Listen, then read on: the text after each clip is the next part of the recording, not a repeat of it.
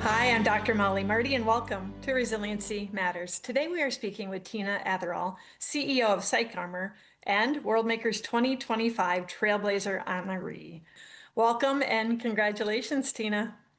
Thank you. Gosh, Molly, that was such an exciting email to get from you.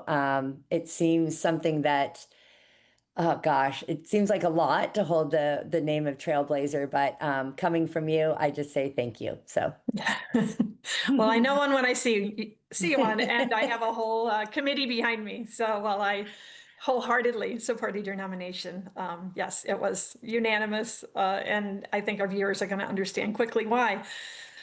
What is your mission and what unique space do you fill? Sure. I've been a part of other nonprofit that we've started along the way, but PsychArmor, I came on board in 2019 following the founder who had started the organization here in San Diego, which is where I relocated for this position. And in San Diego, there was a really unique need, which really is something that we've seen across the nation. And that was around the time of 2011, 2012. We had a lot of our military that were forward deployed, then coming home. This is a large veteran community. And there was a specific need for clinicians, behavioral health and healthcare clinical practitioners in better understanding the military service member that they were treating or that veteran client. So PsychArmor initially started to be clinical consultation for the behavioral health practitioners here in San Diego, but it grew fast based on need. And that was delivering or developing and delivering asynchronous learning, so online education that would first and foremost start on helping individuals understand the unique culture that our military veterans, their families, caregivers come from. It's a very different system, right? I know you know this community well, whether you're active duty, Guard Reserve, if you're a veteran, you're coming from different systems. So all those things were very important. Throughout the years, and part of what I had loved about coming to this organization and following the founder was really being able to create an entire support system for our ecosystem that is supporting our military veterans and their families, as well as that community itself. So we do a bunch of different education depending on topic area, but that's really the origin story. So you have your PhD in social work, and what drew you to that field? Oh, that is a really long origin story as well. So I am or was married to a military member. I was in college at the time, thinking I was on my way for my medical degree, and then I partnered with a Marine, and that is not the easiest marriage to enter into when you think you're pursuing your medical degree. But that's great, because what I learned very quickly becoming a military family member was the system that supported the family members alongside their loved one that was in service. In particular, in the Marine Corps, it's a smaller branch of service. It's a very close and connected community. And I found my place within that military family system initially as a volunteer. And then growing my degree, social work is where I landed. It's been a really great profession. We have a very specific practice or clinical practice around military social work. So that could be one, you're a social worker in the military, in military service, or you're in support of that military ecosystem. I've always been in nonprofits. I leaned to that in my introduction. I was a part of a nonprofit that was founded in North Carolina back in the early days of Iraq and Afghanistan, 04, 05. And social work really became such a tremendous foundation for my work within the nonprofit community.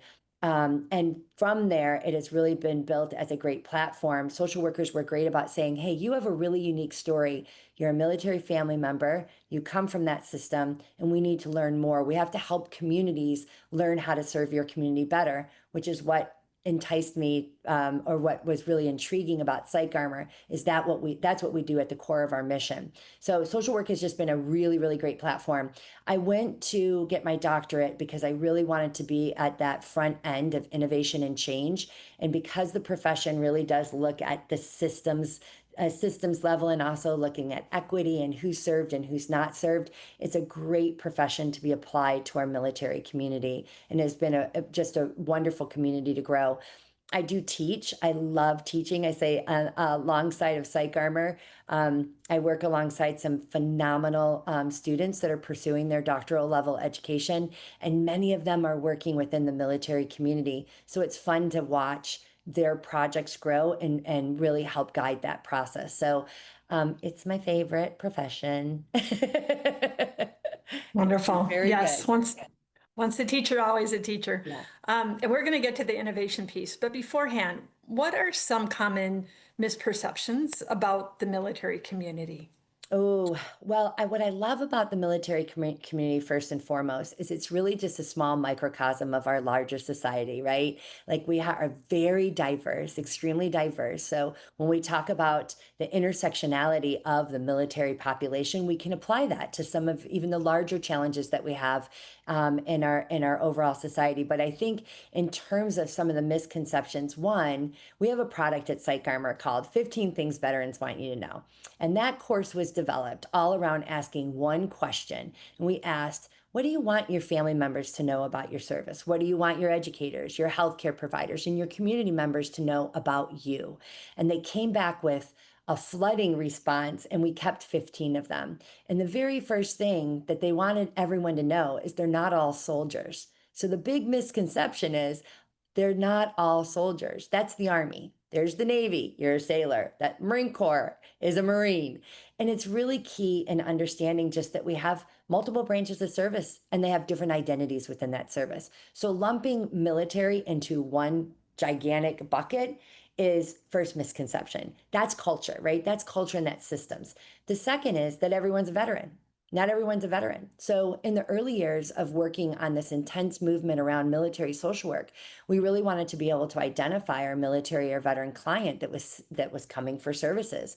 And they would ask you questions like, are you a veteran? And you'd get a no. Because if you're an active duty service member, you're not a veteran. So it's all about, have you served? And so there's some really unique, critical things to understand around the system of being military member, being Guard or Reserve, or being a veteran. And when we say language matters, in this particular case, language matters, or you're going to have a huge misconception of what that unique population is all about. And that is a great resource. We use it in our teaching to really educate people about military culture. So I highly recommend to our viewers that they find that. We'll provide that resource as well. So let's step into kind of a lightning round. You have so many hard-earned leadership lessons, and I want to hone in on some of that. So complete the sentence, Tina. Ooh. One of the most important lessons I've learned about growing my own resilience is. Oh, it takes really good people around you. You need people. I need people. One of the most important lessons I've learned about nurturing resilience in children is. Ooh, they're always watching. Mhm. One of the most important lessons I've learned about helping someone through a tough time is. Ooh, ooh, the littlest thing matters. The littlest thing matters. It doesn't have to be complicated. Show up. Show up. Yep. Uh, and one of the most important things I've learned about effective leadership is. Oh, this is a tough one for me because I'd give you different stages of leadership, and I'd also say that I've tested myself on this. So this is a speed round, and I'm going to say vulnerability. I will give you a chance to expand upon that because one place our paths have crossed is we're both presidential scholars for the George W. Bush Institute for their Veteran Leadership Program.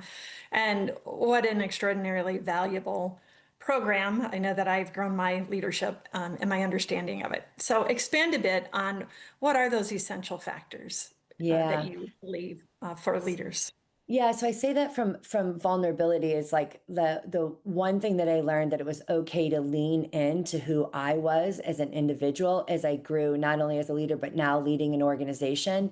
You know, misconceptions for me in the past is that that you needed to have some sort of armor or you had to have some sort of presence. And I think especially being at the Bush Institute, you know, finding those places where the moral dilemmas of leadership and being able to have really true, honest, heartfelt conversations about where you are as an individual within the process, and then also having to lead it. So vulnerability also, I'm a big Brene Brown person. I've studied under her and her model for a long time. And I think that when you're willing to really show up and share what you're experiencing alongside others, it just creates a better place of understanding, because there's so many assumptions about who you should be as a leader. And I think bringing your it's so many taglines here, but bringing your true self is so big. And there is a hard cost for leadership, and in that place where we say often it's lonely, it's as lonely as you make it. So sometimes I'll just sit with a team and I'll say, this is really where I'm at with this. And I know you need me to be somewhere different, but this part is hard for me, and this is what I want to share. And I think if I wasn't able to do that, if I wasn't in the place and space to be able to do that, I wouldn't be able to be, one, lead an organization, but then two, see myself as a leader. So you mentioned Brene Brown. I know you are a Daring Greatly facilitator. Was there a transformative moment? I'm interested what drew you there, and talk a little bit more even about vulnerability, because I'm not, it's one of those words that gets thrown around. So yeah, talk about like a transformative moment for you where you're like, okay, this is how I'm going to lead, or how I need to lead. Gosh, and this is deep. So it was 2014. I gave you a little bit that I've been involved with the military community for a long time. We went through really hard things, and life blew past me. 2014, my oldest daughter was getting ready to go to college. And all of a sudden, like, I feel my emotions coming to me right now, like sharing this with you. But I look back and I was like, what the heck happened? Where did time go? And there was a lot of hard things that were happening around me at that time, right? And even professionally, like I was at a very important part in one of the other nonprofits that I'd co-founded, and it was getting ready for time for me to leave. And I saw a lot of things happening that it was time for me to leave. In 2014, I met Brene Brown at an NISW conference. And at that point, she asked us about what were our values. And you know what, Molly? The values I gave were the values of the Marine Corps. It was the values that we held within that system. And all of a sudden I realized I didn't have my values of my own. So that was a really critical point for me to start. And that's also where I would say to you, I learned more around that word vulnerability and where it's appropriate to use it and share it and where not. Because there's a lot of places, like especially in our military, vulnerability has a different word and meaning. So I'm careful around that. But that is what led me to that work, and then what I've developed throughout the years, which I can share with you as appropriate. Excellent. Well, we are going to dig in deeper on innovation leadership, and probably continue this conversation on vulnerability, so central to your leadership. Viewers, stay with us.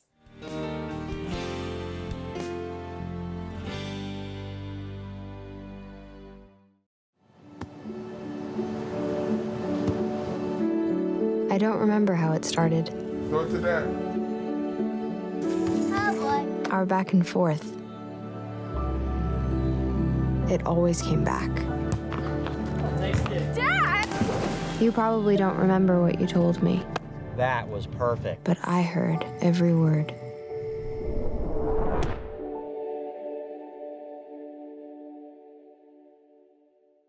Dear future, we haven't met yet. We don't know what you look like. But at MediaCom, we think about it every day.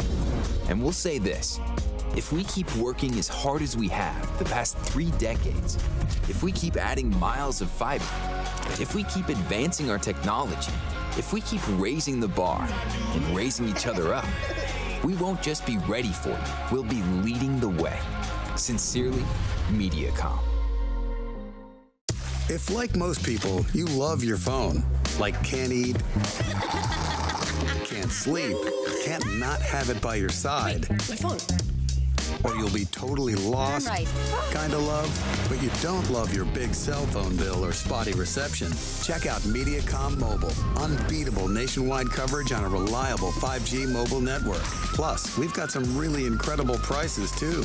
Keep the phone you love, but love it even more. MediaCom Mobile. Something big is happening. It's here.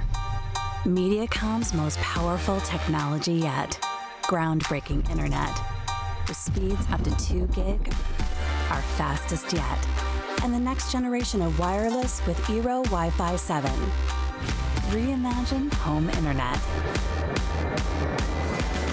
The future is now.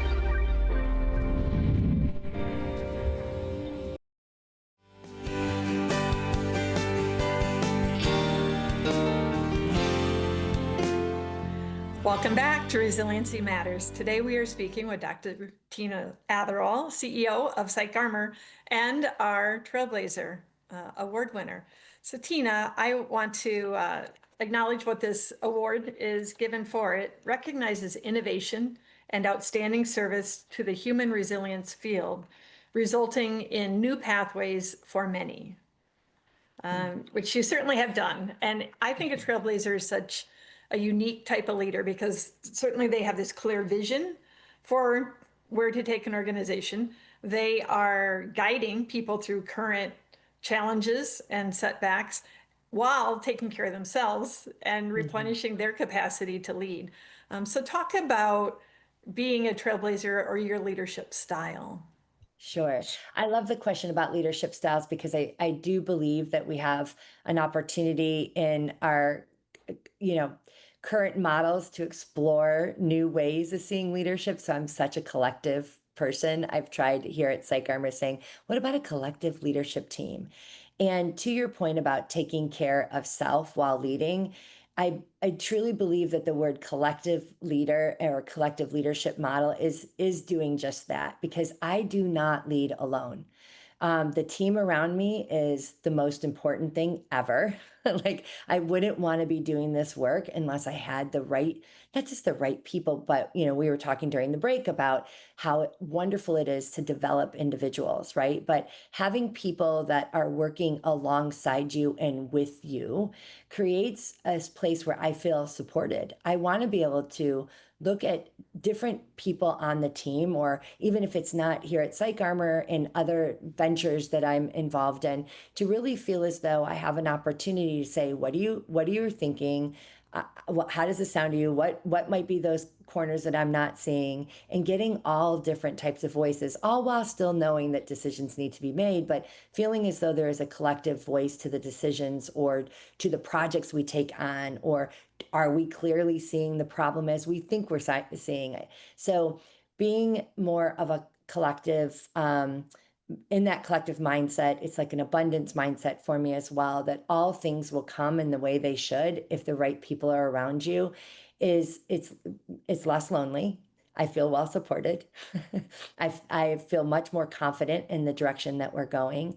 And then when those areas where there needs to be pushback, I love the pushback. Great, because I trust the people around me. When those things aren't in place, it makes leading really hard. So yeah. And you talked about that tough time you had in 2014, and I don't know if you've experienced a time since, but where you give yourself permission to have someone else take the lead for a bit, whether that's a board member or a fellow executive, or I have found in my own leadership that was a really important lesson for me to learn. That I'm no less of a leader if at a point in my life, given demands or what's going on, that I'm like, okay, I'm stepping back a little, whether it's this day or this week or this phase of my life, and you take the lead because I trust that you'll move it forward. Have you had that experience? I have. So 2014, I stepped away from an organization that I loved dearly. I couldn't see anything beyond that organization. And after I started to look at who was I, part of my my trajectory was being able to go like, what did I give myself? Like, where is the time gone? And really evaluating that I lost myself in the midst of being a part of something great, and also questioning, was I really the best person to be leading at that time? So I stepped away, and that's when I went to academia. And it was a really great opportunity because I was the new kid at the table in a very different institution. I went to work for a Jewish institution in New York City as director of admissions. I did not know that system at all, had never been in that environment, nor did I have one single person that knew me. And the military component, New York, in that particular university, it was null and void. They did have me build a military social work curriculum there, which I loved doing. But yeah, it was such a great point, and I needed to be able to step back. And then from there, I stepped back in. It was that time where the nonprofit space pulled me back. And even then, I didn't want to come back to a place of leadership. It took me, that was 2014. It took me until 2019 to come back into a PsychArmor, and I did my doctorate during that time. It's a great story. Yeah. All in its own time, as you say. Yes. So you've researched the public health crisis of social isolation. Yes. Why is this so critical, and what do you want people to understand about social isolation and loneliness? Yeah, I like to say, like, I felt like I was ahead of the times. It was before the pandemic. And the grand challenges for social work had just come out, and it was calling us to task. Like, this was one of the large grand challenges, eradicating social isolation.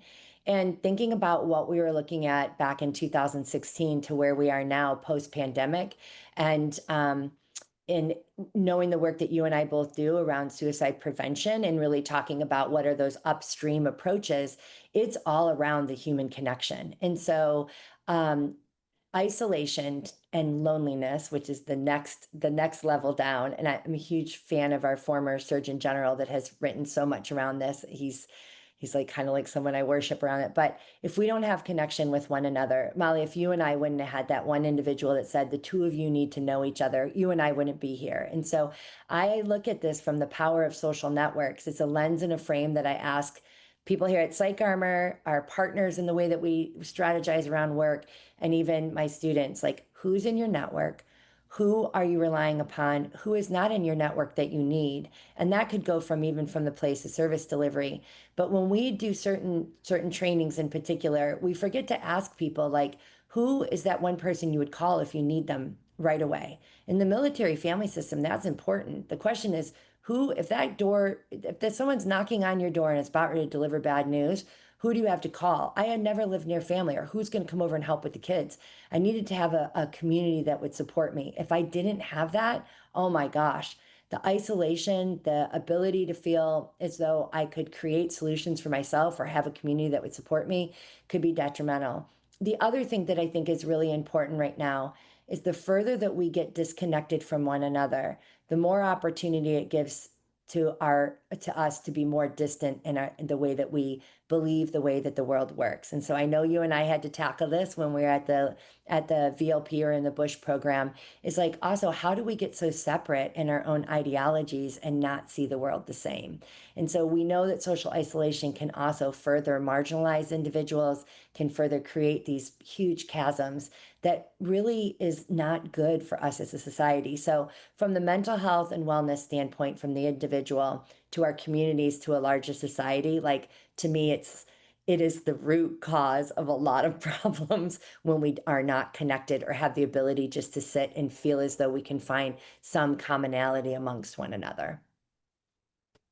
I really want to take this two directions. One is, if there's someone listening and they are feeling isolated or lonely, what advice would you have for them? It's a slippery one for me because I used to believe that you could find support everywhere, but I think we have to be careful where we do find that. So I do mean the online community can be a place where it can create incredible support, your groups, etc. It can also be a place that is going to further make you feel as though you do not belong with a group of people. So I think the very best place is looking around you in your own backyard, like who is in your community. If you have coffee at home alone every morning, go sit at a coffee shop. I'm here in San Diego, and we have a lot of not redevelopment, but a lot of growth in terms of development and the way that they're building homes and communities. And so there's the model of that there's an industry on bottom and residential on top. But you're finding communities now where there's the coffee, the food, and the kids' playground. The coffee, the food, and we're continuing to hear the park bench come back up again, right? There are communities that are coming together. And again, this is where the Surgeon General wrote about this. We need to build communities where people can gather. Understanding that we have rural individuals too that may be listening to this. There is still very unique ways in rural communities to connect. I have a doctoral student who's working on just leaving notes on doors, right? Like simple things just to say, thinking about you. And I understand safety is in that too, but I think it goes right back to our small community and building from there. Yeah, some great ideas there. The other place my brain was taking me was the role of stigma alongside isolation. And you talked about asking for help, but maybe there's stigma where you don't feel you can ask for help, or especially and if there's some mental health issues. So talk about reducing stigma, and specifically, I think you do a lot around the power of storytelling. Yes. How is that powerful in helping to reduce stigma? Yeah, well, I think number one, feeling like you're not alone. So I used to be a big group worker back in the day, and so the power of the group, right? Your peer networks, and we see this a lot in the community you and I work in, is that we know that the power of being able to share between one another with a shared experience is exponentially just transformative. So then there's the other side of it. PsychArmor used to talk about bridging the military and civilian divide. And though I believe in that visual of a bridge, I think that it relies on two parts of the individuals on the bridge. So we used to say it's the civilian's responsibility to know the military. I think vice versa. It's great for the military to share with the civilian community. So in that, where's our shared narrative? Where's shared story? And if not, just an opportunity to learn about one another, right? So reducing stigma to me is around that storytelling, is that ultimately when you have, back to vulnerability, you're willing to share a little bit about yourself, you might find that you're not that alone. That's like one key bit. The other one that's going to be a little bit of an offshoot, you probably weren't prepared for me to talk about this, but I also think it's around languaging and framing of an issue. So we're getting ready to go into a large health summit next week. And part of the reason why we wanted to help build this out was I know that in our community in particular, human performance is really important, like how we perform in our jobs, right? Especially within the military, law enforcement, like their jobs rely on it. It does for you and I too. We work long hours, we travel, we do a lot. I need to be at my optimum. So instead of thinking about how mentally I might not feel I'm struggling, I want to think about how do I get to that next level of performance. So I think there's a lot of ways that we can shift around performance as well to say, what is optimum for you and how do we get there? And what are some of the other things that we can do to get there, which could be community. Other parts of it could be, what's your nutrition? What's your sleep? What are those things that we might have gotten away with before, but we can't get away with now? And so I'm really curious about how we can use some of the new advances of where we're going around. As you can see, I have an Oura ring. I know exactly how I sleep. I think there's some things in there that we didn't use from a toolkit of talking about isolation that now might I be able to shift that conversation and say, so you don't feel like getting up in the morning? You really don't want to be around people? Like, let's explore what that might mean. And there might be something that's a health indicator. Let's talk about that around performance. Getting up and getting out every day is something we used to do. Why can't we do that now? So I've kind of gone a little far off, but it really is these things that are coming together in conversation that's been really exciting. Absolutely. I love it. I'm wearing my Whoop. Oh, yeah. I had a decade as a performance psychologist, and absolutely, I think that's great message of hope to end on, that there's so much that we can be doing with our sleep, with our diet, with movement, with stress management, and with social connection. So thank you for bringing this all together for us. And again, congratulations, Tina. Thank you so much. It's been great to have time with you. And thank you, viewers, for joining us on MediaCom MC22, your local programming leader.